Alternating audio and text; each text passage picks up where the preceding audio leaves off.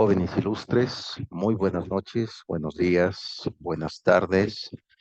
En cualquier momento que puedan escuchar esta cápsula pedagógica, el día de hoy es nuestra primera sesión en este recorrido de nuestra materia Seminario de Valores en lo Común.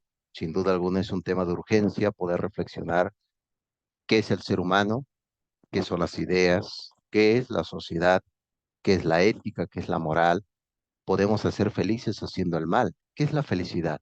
Como muy bien comentaba Aristóteles, que la vamos a reflexionar, vamos a revisar el tema de la ética nicomaquea. Pues bien, el día de hoy vamos a dar inicio, lo que es nuestra primera sesión. Vamos a revisar también algunas generalidades de lo que conlleva la materia y por el cual vamos a ir ahondando, vamos a ir dando certezas también de lo que conlleva ese tipo de materias y pues qué sentido tiene realmente volver a pensar el tema de los valores. Y eso es precisamente por el cual podemos decir que valores en lo común es un tema también de vital importancia porque surge también el tema de la axiología. ¿Qué es la axiología? En un momento más lo vamos a ver. Por ello espero que esta cápsula pedagógica pueda ser pues de una utilidad, hablando precisamente del valor. ¿Qué utilidad puede tener el objeto o el sujeto en sí? Pues bien, ya me había presentado, soy el doctor José Cruz, soy filósofo mexicano y me da mucho gusto que podamos ir caminando en esta época de grandes incertidumbres, de grandes fallos humanos, pero también de oportunidades de crecimiento. Muy bien, voy a presentar mi diapositiva por el cual vamos a ir viendo, vamos a ir ahondando y sobre todo viendo algunas generalidades. Muy bien, jóvenes, espero realmente que sea de utilidad esta primera cápsula pedagógica. Recuerden que vamos a tener clases cada semana y pues el próximo miércoles vamos a tener ya nuestra segunda sesión. Hoy, el día de hoy, vamos a hacer un resumen metodológico que pueda ayudar también para dar claves para resolver lo que es la primera evaluación, que y te lo vamos a ir viendo. Bien, valores en lo común. Aquí recuerden esto que muy bien comentó Fernando Sabater en su libro Ética, bueno, Ética para Amador y también Ética de Urgencia. Llegó a mencionar que hay aspectos que en la vida pues van progresando. Vean, por ejemplo, si nosotros tuviéramos una máquina del tiempo tipo Wells, pudiéramos ir pues a un pasado, pudiéramos traer al Sócrates, al filósofo del Ágora del siglo quinto, a nuestro siglo XXI, pues hubiera aspectos que fueran de maravillas, es decir, pues las luces, las computadoras, fuera aspectos que pues hubiera grandes maravillas, ¿no? Pero hubiera aspectos muy familiares para Sócrates si tuviéramos lo tuviéramos para el siglo XXI, fuera, por ejemplo, el tema de la injusticia, fuera algo familiar, porque eso sigue siendo a lo largo de la historia, pues se sigue dando injusticias. O, por ejemplo, si él viera el tema de la felicidad, el tema del amor, fuera aspectos muy conocidos del siglo quinto al siglo XXI. ¿Qué significa esto? Que los valores siguen siendo los mismos. La reflexión humana, la reflexión que hagamos de la filosofía en valores en lo común, es una reflexión que sigue siendo aspectos necesarios, pero son reflexiones que siguen siendo las mismas para este siglo XXI. ¿Quién ha sufrido el tema del amor, el tema de la infelicidad, el tema de la injusticia? Son temas que todavía siguen vigentes ahora en este tiempo. Por lo tanto, es importante volver a pensar nuestro tiempo. De eso se trata, valores en lo común, jóvenes, pensar qué somos, qué debemos de hacer y qué aspectos no debemos de hacer. Eso es importante, por supuesto. Muy bien, vamos a proseguir. Aquí tenemos el objetivo general, el objetivo de nuestra materia y sobre todo, recuerden esto, que la parte de la axiología, como viene del término griego, axios, que significa digno, logía, estudio de lo digno, el estudio de los valores, que tiene dos entidades. En un momento más la vamos a revisar. La parte de lo subjetivo y la parte de objetivo, es decir, el sujeto, pues somos sujetos concretos, como decía Ortega y Gasset, sujetos de carne y hueso, sujetos que viven circunstancia en decisiones en cada momento, por supuesto. Pero el objeto vemos que existe una piedra, un árbol, existe aspectos fuera del mundo del sujeto que están ahí. Y muy bien se ha dicho que cuando nacemos, el mundo ya está hecho, el mundo ya está constituido. Nosotros no elegimos el mundo donde nacer, nosotros no elegimos a qué familia nacer. Hay aspectos en la vida concreta de lo subjetivo que no hemos elegido, pero sí podemos elegir cómo vivir en ese mundo. Eso es precisamente las dos entidades que tiene el tema de lo axiológico, objetivo y subjetivo. Ese es el objetivo general de nuestra materia. Espero que ustedes vayan dando ya algunas reflexiones, por supuesto, filosóficas en este punto. Muy bien. Y también, regresando al aspecto pragmático, de hecho, de aspectos concretos, recuerden que el primer módulo que acontece en este momento tiene la forma como se va a ir trabajando las evaluaciones. Recuerden que la primera entrega va a ser para el 1 de octubre, tanto en lo que es la unidad 1 y 2. La entrega de la evaluación va a ser para el 1 de octubre. Para que tomen su tiempo, no se precipiten, utilicen un poco, como les comenté, la fronesis, un poco de prudencia, para que lo vayan organizando con un poco con reserva y lo vayan organizando y vayan dando descripciones. También vemos que lo que es la unidad 3 se entrega para para el 8 de octubre, al igual que la unidad 4. Y pues la materia, recuerden que está constituido por 5 semanas, la vamos a terminar el 15 de octubre. Tanto lo que es la unidad 5 y cierre se entregan para el 15 de octubre. Aquí es importante realizar una acotación. Tanto lo que es la unidad 5 y cierre solamente tienen 2 intentos, jóvenes, para que por favor trabajen con reserva, tanto lo que es la unidad 5 y de cierre.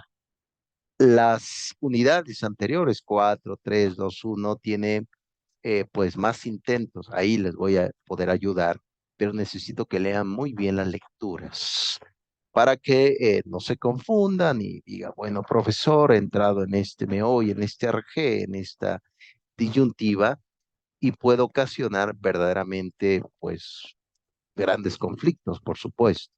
Por lo tanto, el módulo 1 tiene esa acción, esa constitución para que lo tomen en cuenta y lo vayan trabajando con método y no puedan, y pues no deben de caer en el exceso, por supuesto, y puedan ir trabajando con mecanismo claro, por supuesto. Entonces, ese es el calendario. Terminamos la materia Valores de lo Común el 15 de octubre.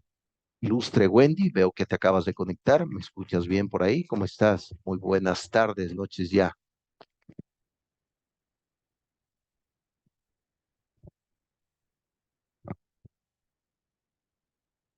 Bienvenida, Wendy. Si no tienes el micrófono, ahí puedes escribir si me escuchas adecuadamente.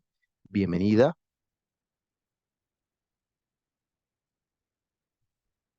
Muy bien. Vamos a ver el día de hoy el primer módulo nada más. Vamos a ir viendo poco a poco cada uno de los módulos por el cual ustedes pueden ir dando como testimonio intelectual racional y sobre todo para que ustedes se den cuenta de que uno de los aspectos necesarios de este tiempo es reflexionar la vida. Hola, muy buenas noches, Wendy. Bienvenida. Me da gusto que estés por acá en esta ágora virtual. Bienvenida. Y espero que esta sesión, esta primera clase, sea también un proceso constructivo para tu alma. Recuerden, jóvenes, que el tema de la educación, no me funciona el micrófono sin ningún problema, Wendy. Lo importante es que me escuches, no te preocupes. Recuerden, jóvenes, que el propósito de la educación es formar personas críticas, personas concretas, por supuesto, de su mundo, de su realidad, pero además cultivar el alma. Recuerden que esa idea positivista, pragmática, de que uno quiere ganar más dinero a través del estudio, pues ese no es el fin de la educación. El fin es formar almas, cultivar almas a través también de la educación y un espíritu crítico. Bien, en la materia, como les he comentado, el día de hoy vamos a revisar solamente el módulo 1, la evolución del concepto del valor. Les he comentado que el valor sigue siendo el mismo, claro, así como lo escuchan, pero es importante que no lo olviden. En la vida no todo es importante, así como lo escuchan.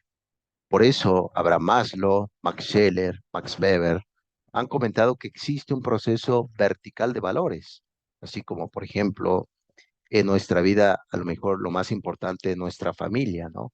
Y a lo mejor para alguien dice, no, lo más importante es la individualidad para mí mismo. Ok, por eso es importante no perder de vista que en la vida no todo es importante. Hay aspectos que sí van constituyendo prioridades, ¿no? Por ejemplo, ahorita podemos decir, bueno, profesor, ahorita la prioridad para mí es el estudio, quiero ser un intelectual, un socrático, etcétera. Pero cuando vemos que a lo largo de ese proceso de interacción del ser, que es la persona, hablando en términos filosóficos, se ve desgastada el ser y pues empezamos ya a tener problemas de salud, ¿no? Empezamos como a sufrir problemas fuertes físicamente, biológicamente. Entonces dices tú, bueno, profesor, ahorita la prioridad es mi salud, ahora ya no es la educación. Se dan cuenta que hay aspectos también que es más importante unos aspectos que otros, por las mismas circunstancias de vida. Alguien puede decir, bueno, yo quiero trabajar, quiero ganar mi dinero de forma honesta y mi prioridad ahorita es trabajar para comer. Y uno puede decir, bueno, para mí la educación. Por eso es importante, no quiero caer en un relativismo como hacia los sofistas, que ahorita les voy a decir qué es el relativismo, pero no toda la vida es importante. Hay prioridades, no podemos poner todo al mismo nivel. Hay prioridades en la vida, como cuidar la vida, cuidar la familia o cuidar la educación. Es importante que no lo pierdan de vista. Por ello, la evolución del concepto de valor, hablamos de eso, que cambia con base a las circunstancias, pero el valor sigue siendo el mismo. El valor de la vida, el valor de la amistad, el valor de la justicia, como les comenté. Si tuviera Sócrates en este siglo XXI o Aristóteles, pues hubiera maravilla. Oye, ¿cómo la luz? ¿Qué es eso? Esos monstruos metálicos que vuelan, ¿qué es eso? Pero él viera algo muy común. Por ejemplo, la amistad para Aristóteles. Ah, ¿qué diría Aristóteles? Ah, bueno, en el siglo IV antes de Cristo, la amistad se vivía muy similar a lo que están viviendo actualmente. Entonces, hay cosas que no pasan, que siguen siendo las mismas reflexiones humanas. Por eso tiene que ver eso con la evolución del valor, la evolución de las circunstancias de la vida. A eso se refiere lo que es el módulo número 1. Y en el módulo número 1 se va a ver algunas directrices. Recuerden, jóvenes, que el libro que vamos a estar analizando de cajón va a ser el tema del libro de los valores de Alfonso López Quintás, un filósofo de la Complutense de Madrid, doctor en filosofía, por el cual ha trabajado muy bien y sobre todo habla sobre el tema del campo de juego. Toma muy bien y cita muy bien a este filósofo y también psiquiatra del siglo XX llamado Karl Jasper. Karl Jasper, que conoció a Hannah Arendt, una filósofa también, que más adelante vamos a ver el libro La banalidad del mal. Karl Jasper llegó a decir que un objeto, un objetivismo, tiene un campo de juego. Por ejemplo, un barco. Un barco es un objeto. Ese objeto existe, aun si yo digo que no existe, existe, es metálico, es duro, pero tiene un campo de juego que decía Karl Jasper, el filósofo alemán. ¿Qué significa esto?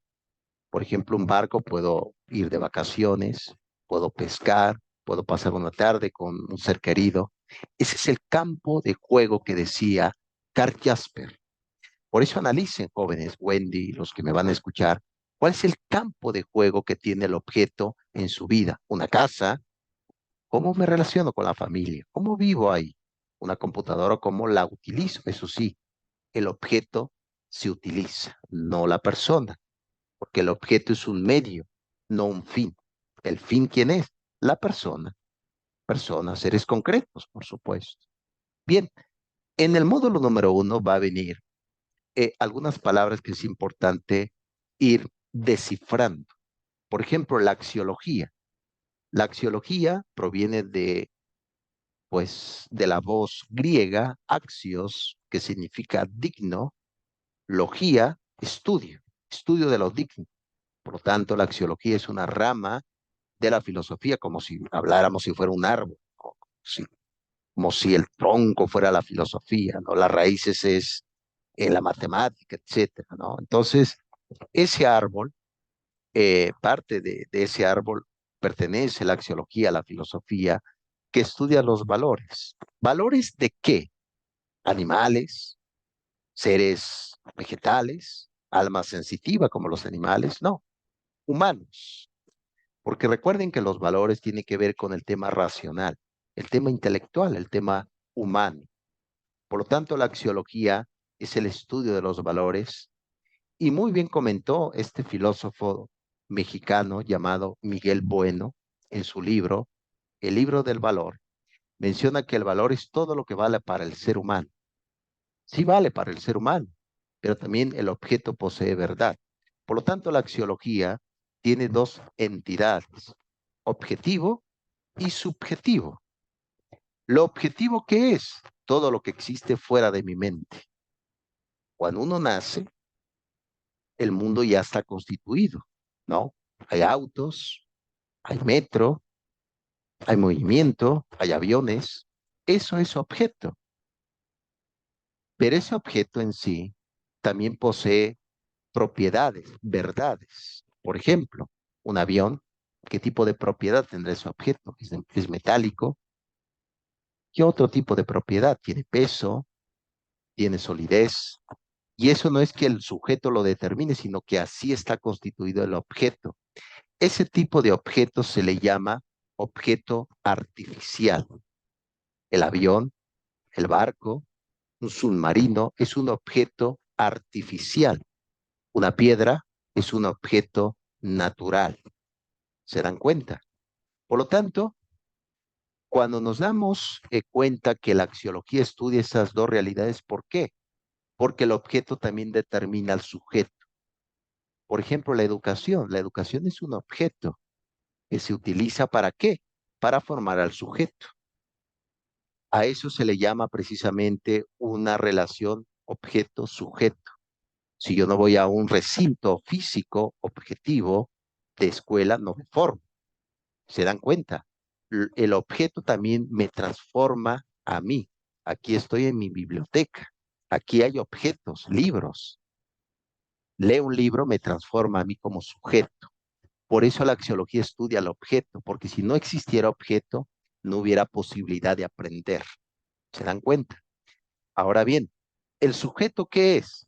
Boecio llegó a decir que la persona es una sustancia individual de naturaleza racional. Bueno, hay personas que no utilizan su razón, ¿no? Pero sustancia individual de naturaleza racional.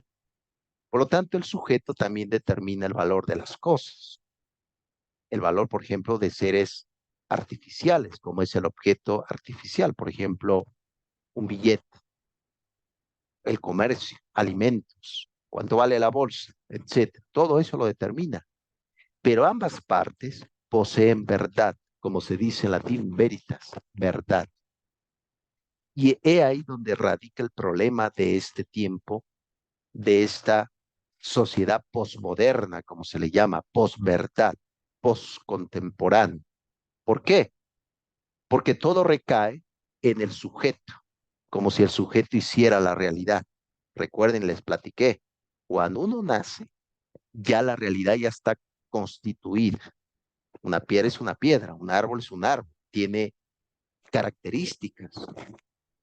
Entonces, si yo hago la realidad, entonces estoy cayendo en lo que les platiqué, en un relativismo subjetivo. Recuerden que el relativismo lo fundó un grupo de profesores ambulantes que andaban por ahí en Atenas enseñando y cobraban por enseñar, cosa muy similar a un docente en este tiempo. Un docente tiene ciertas tendencias sofistas, ¿no? Porque cobran por enseñar.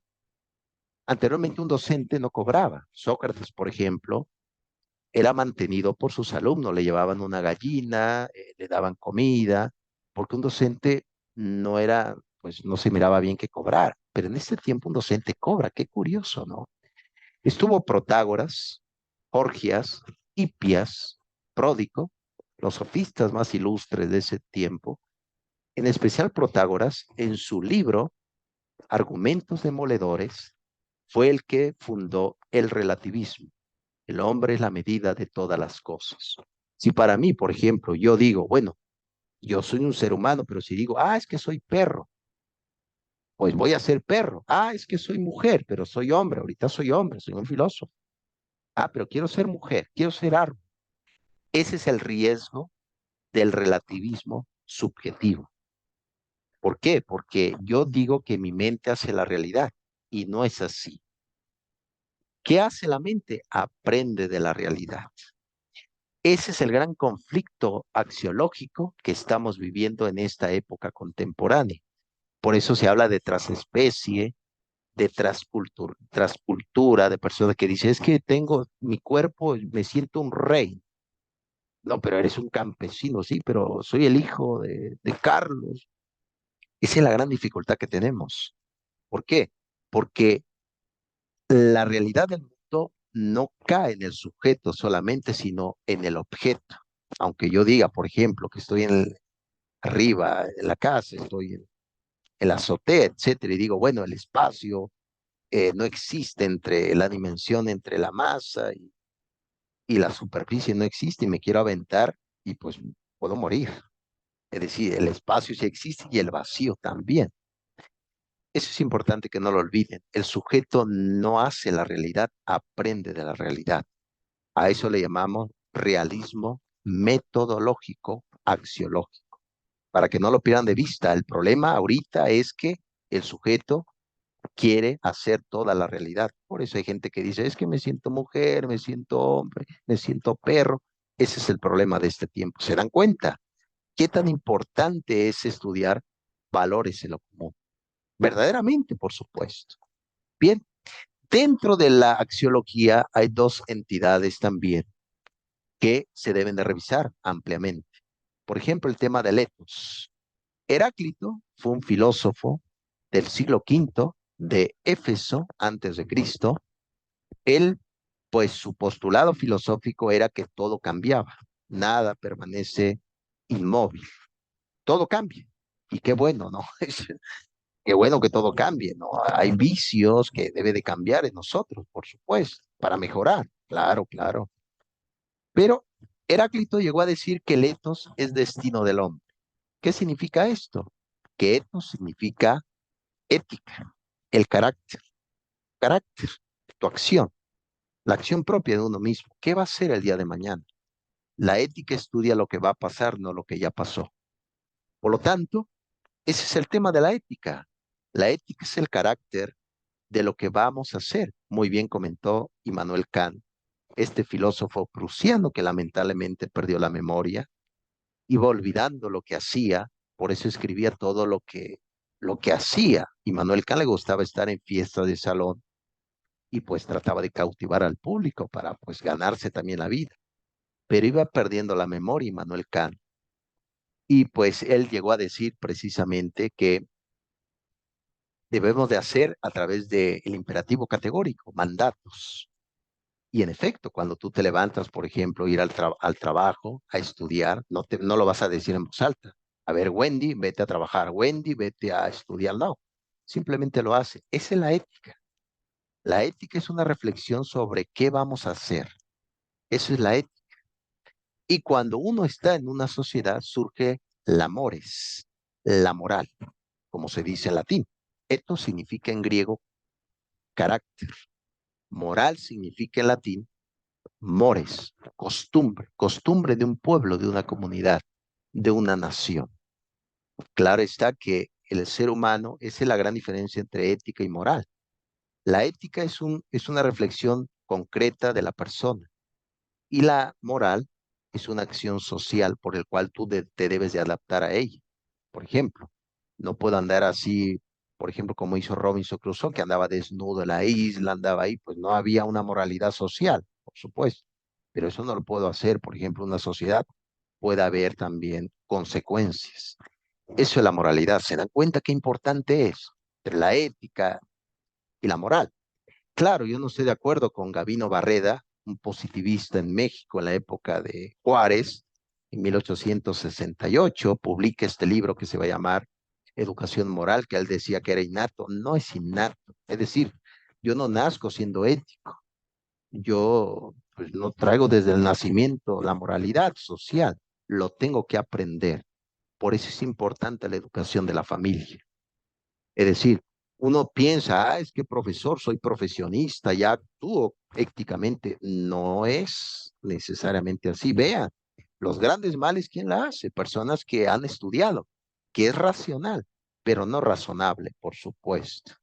Bien, dentro también de el primer módulo, vamos a ver el tema del mal. El tema del mal muy bien lo va a reflexionar un filósofo africano que nació en Tagaste en el 354 de nuestra era, ya al siglo V, por supuesto, llamado San Agustín de Hipona. San Agustín de Hipona, en su libro Civitates Dei, analiza el tema del mal. En su libro, recuerden que la palabra Civitates Dei significa, de latín traducido al español, la ciudad de Dios. Y San Agustín analiza el tema del mal. Curiosamente le quita categoría al mal. ¿Qué es el mal para San Agustín de Hipona? Es un accidente, una debilidad, una consecuencia. Por lo tanto, no podemos decir que el mal tiene el mismo nivel que el bien, ¿no? ¿Qué significa esto? Por ejemplo, en la moral. A nadie nos gusta que nos mientan. A mí no me gustaría que me mintieran siempre. Espero que tú no, ilustre Wendy, por ahí creo que se conectó alguien.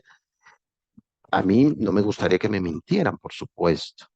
Por lo tanto, la moral siempre aprueba lo que es el tema de la fortaleza. Recuerden que el mal es una debilidad. Y ustedes pueden decir, como profesor, por ejemplo, en un aspecto concreto, en una escuela, un joven que se siente el fuerte, que anda haciendo bullying a los demás, haciendo un mal, y él piensa que es fuerte, todo lo contrario, es el más débil de todos, porque el mal es un accidente y perjudica ¿al ser qué? Al ser de nosotros. Y entre más mal hacemos, más débiles nos convertimos. La persona que hace el bien es la persona más fuerte que puede existir. ¿Se dan cuenta? Por lo tanto, cuando vean a alguien que hace el mal, pregúntense, ¿realmente es fuerte o es el más débil de todos? Esa es la reflexión que es importante. Ilustre Wendy, ¿quieres hacer alguna pregunta? ¿Cómo ves este tema? Por favor, si vas escribiendo ahí alguna reflexión, me puede ayudar muchísimo para ir viendo tus reflexiones también. Bien, recuerden que el ser somos nosotros, entes son los objetos son entes, nosotros somos ser, reflexiones, lo que somos. Claro, ahí viene el tema de la libertad. ¿La libertad qué es? Llegar a ser, no ser. Eso es la cualidad que tiene el ser humano. El ser humano puede modificar su ambiente. Si, por ejemplo, tienes miedo, puedes prender la luz. Has modificado el ambiente. Esa capacidad no lo tienen los animales. Y eso cito muy bien a Fernando Sabater. Los animales ya están cerrados en sí mismos. ¿Por qué? Porque ya son. No creo y deduzco que, por ejemplo, un grupo de perros no tenga el mismo conflicto que tiene el ser humano si me siento hombre o mujer. Un perro es un perro, ¿no? Eso es precisamente el gran conflicto que estamos viviendo en el ser. Ese es el gran conflicto que tenemos. Bien, claro, el devenir, lo tomo de Heráclito, todo está cambiando y es importante reflexionar que ese cambio será lo mejor, realmente lo mejor vendrá del futuro o ya pasó o lo mejor está sucediendo. Hace poco dialogué esto con mi esposa Y ella me comentaba, a lo mejor está pasando ahorita, por supuesto. Recuerden, por ejemplo, la tradición judio-cristiana, en el especial los judíos, ellos piensan el mundo del presente hacia el pasado.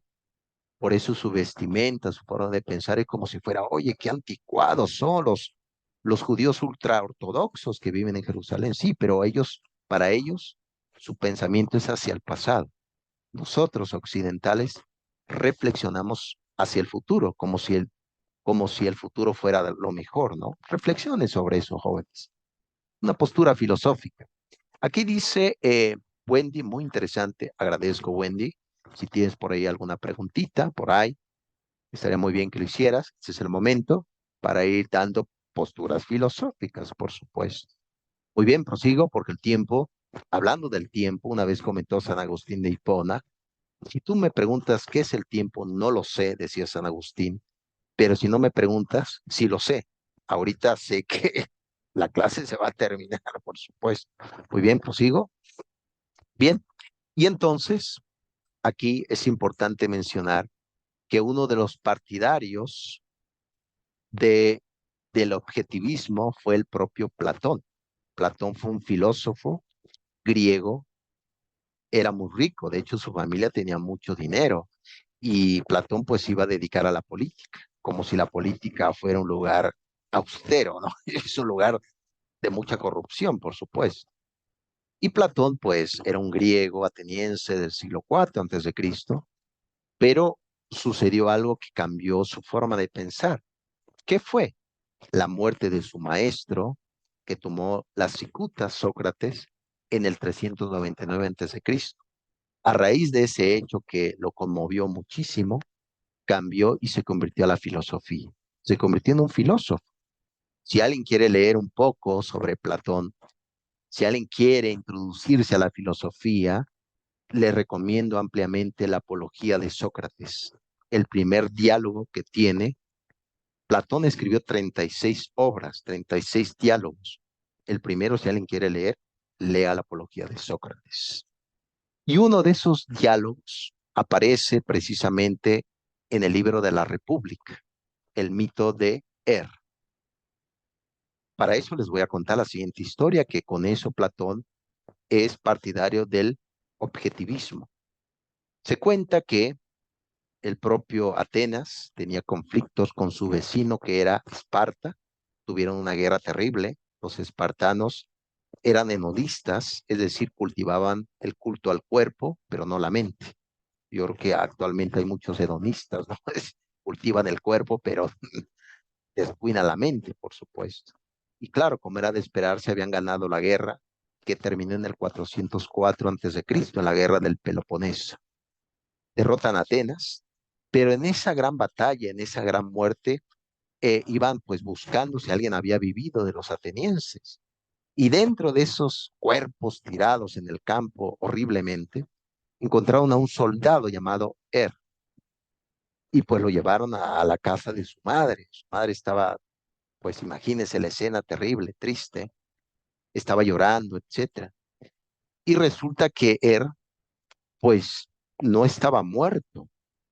Aquí no se aplica lo de Lázaro, por supuesto, del Evangelio de Juan, no se aplica de Lázaro, estaba vivo y pues volvió en sí y los demás se espantaron que estaban en su casa como tipo velorio y pues pidió comida, comió, su madre le dio de comer y luego contó la siguiente historia.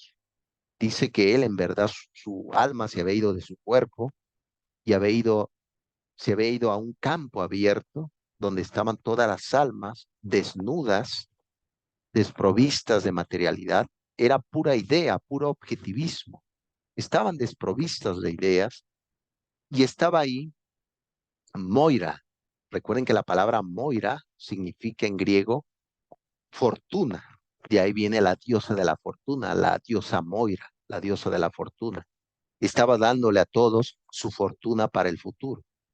¿Qué pasaba? Que las almas iban a volver a reencarnar a otro cuerpo. Recuerden que Platón era, como actualmente son los budistas, creía en la reencarnación de cuerpos, de cuerpos, de cuerpos para purificar el alma. Entonces en ese campo estaban todas las almas y estaban con base a lo que habían hecho en su vida pasada, iban a encarnar en un cuerpo pues fuerte, de familia rica, otros iban como vagabundos, pero antes de reencarnar, se dio cuenta este soldado que las almas tenían que tomar el agua del olvido. Por eso, cuando el alma viene al cuerpo en una reencarnación, Platón dice que viene a recordar lo que ya vivió. No viene a aprender al mundo, dice Platón, sino viene a recordar lo que ya se sabe. Ese es el mito de ese es el mito del objetivismo. ¿Qué significa esto? Que Platón dice que existe un mundo, el mundo de las ideas, donde está todo lo perfecto, todas las ideas perfectas, la idea de mesa, la idea de perro, todo está ahí perfectamente. A eso le llamamos objetivismo. Claro, Platón se equivocó. ¿Por qué? Porque la idea de mesa está aquí, no está en el mundo de las ideas. Toco la mesa, ¿no? Aquí voy a poner mi tamal, voy a poner mis tacos al pastor, en esta me voy a comer, voy a cenar. Pero bueno, es lo que decía Platón en el mito de Er. Qué mito increíble, ¿no lo creen? Imagínense olvidar lo que fuimos, recordar lo que vamos a hacer. Qué historias tremendas realmente. Historias tremendas, tremendas historias. Muy bien. Cualquier comentario, ilustre Wendy, puedes escribir por ahí. Con gusto, aquí vamos a la lectura, a tu comentario. ¿Quieres hacer una pregunta, algún comentario? Adelante, por favor, lo puedes escribir. Muy bien. Después del mito de Er, es importante también, ya para ir terminando, jóvenes, el día de hoy, la primera sesión, eh, en este tema de los valores, nos damos cuenta que somos seres finitos. Así es. Hay una condición que es universal, que es el tema de la muerte.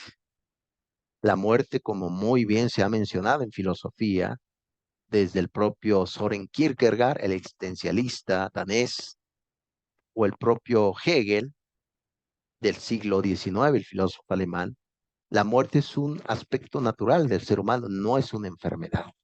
Por lo tanto, requiere la muerte un tipo de ritual de curación para los vivos. Dentro del concepto de la finitud viene el tema de la humildad. Eso es la humildad. No sé si recuerden, por ejemplo, los judíos utilizan una kipa, pequeño sombrerito, se podría decir que utilizan en la cabeza. Eso significa para ellos que es la mano de Dios que significa hasta aquí llegaste. Ya no puedo ir más arriba, por supuesto. Esa es la humildad. Yo creo que reconocer la finitud es lo más valioso que puede existir en la vida humana, recordando que uno de los grandes humildes fue Sócrates. Sócrates llegó a decir, simplemente sé que no sé nada. Yo creo que eso sería lo más relevante y lo más descriptivo del concepto.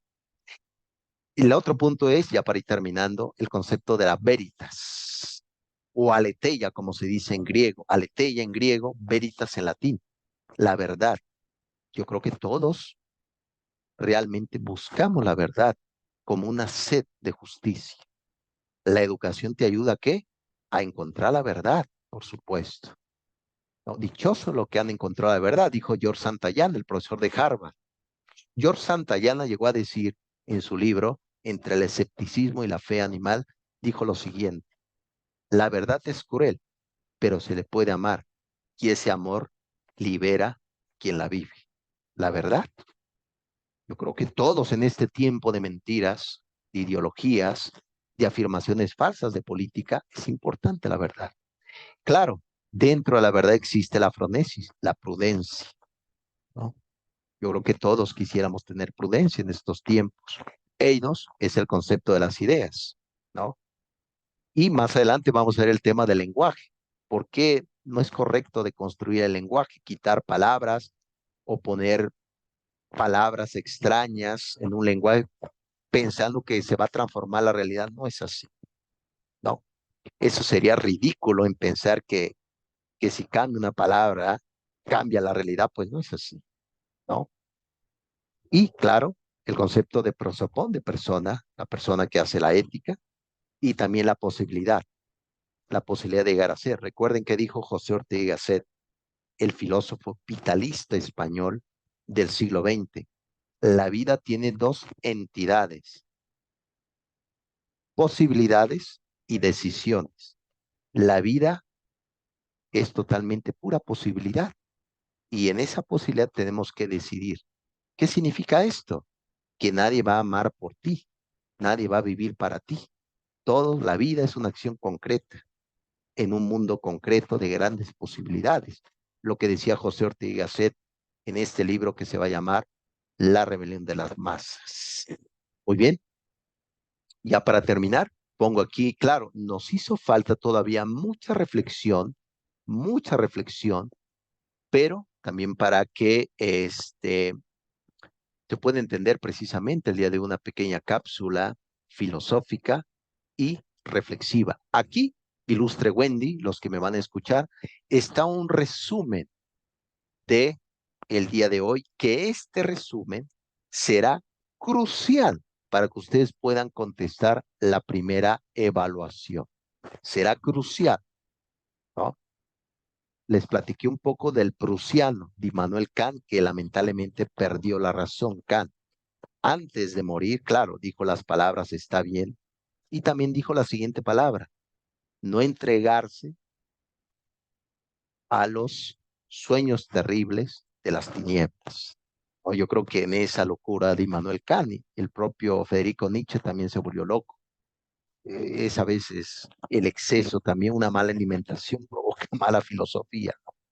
Entonces, principios también de individualización, de colectividad, etcétera, etcétera. Y hay aspectos también, más adelante vamos a ver también que hay valores universales, ¿no? El amor, ¿qué es el amor? Vamos a ver el banquete de Platón. En el banquete les voy a platicar para Platón qué significa el amor. Les voy a platicar un poco de Antístenes, de la media naranja, por supuesto que sí, y poco a poco iremos viendo de qué va esta constitución del concepto de las ideas en valores en lo común. Como pueden ver, es una materia fantástica, por supuesto, y vamos a hacer mucha filosofía. El día de mañana les voy a compartir una lectura complementaria para que ustedes la realicen, por supuesto que sí, y me van a entregar una pequeña actividad, un cuadro sinóptico, para que ustedes vayan también abordando, etcétera, etcétera, y pues eso va a ayudar también. Claro, no es obligatoria, es totalmente una invitación de parte mía, pero esa actividad pues tendrá valor decimal que se va a ir acumulando ya para al final de la materia tener puntos extras son más que bienvenidos, por supuesto. Bien, ilustre Wendy, ¿quieres escribir algo por esta vía? ¿Algún comentario? ¿Qué te pareció hoy la charla? Puedes ahí ir comentando. Y realmente, jóvenes, pues reafirmo mi compromiso que ustedes, claro, esto ya lo saben, recuerden que un filósofo repite a lo que ya se sabe, ¿no? Pero bueno, puedo decir y hacer deducciones a través de la razón que han optado muy bien en seguir estudiando. Claro, hay prioridades, como les comenté, por supuesto, pero han totalmente optado correctamente por mejorar su realidad a través de la educación.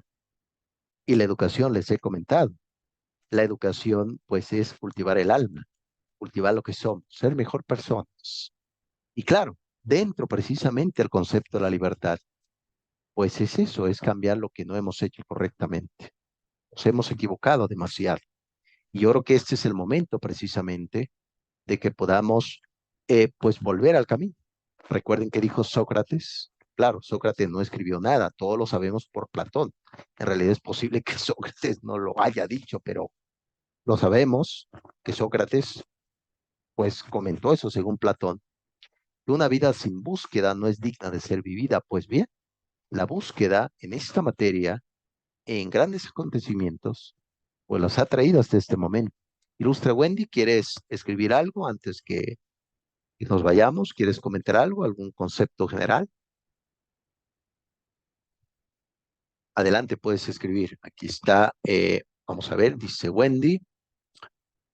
Muy bien, gracias por recordarnos que hay cosas mucho más importantes, sin duda alguna, Wendy. Tu vida, tus circunstancias, tu relación con tu familia, este gran proyecto de la educación, por supuesto, es pues de vital importancia.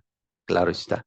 Recuerden, jóvenes, que el próximo miércoles vamos a tener nuestros en un encuentro sincrónico. Vamos a revisar la historia de los niños salvajes, así como les, bueno, hay gente salvaje, como los políticos no son salvajes, pero vamos a ver la historia de los niños salvajes.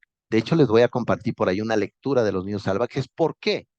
Porque ahí vamos a ver que la ética, la moral, no es un aspecto innato, no nacemos con ello. He ahí, es ahí donde entra la importancia de la chivis, de la sociedad. He ahí, porque si fuera innato, estos niños salvajes hubieran llegado a ser lo que son, seres humanos. No llegaron a ser así. Entonces, es ahí donde lo vamos a ver. Muy bien, ilustre Wendy, y los que espero que me escuchen sea realmente relevante esta clase el día de hoy. Nos veremos el próximo miércoles y el día de mañana les comparto ya el video a su correo electrónico. Cuídate mucho, Wendy. Bye bye. Cuídense mucho, jóvenes. Que la pasen bien.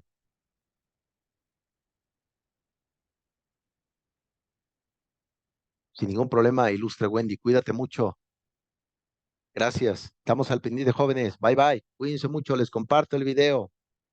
Vayan trabajando. Bye bye.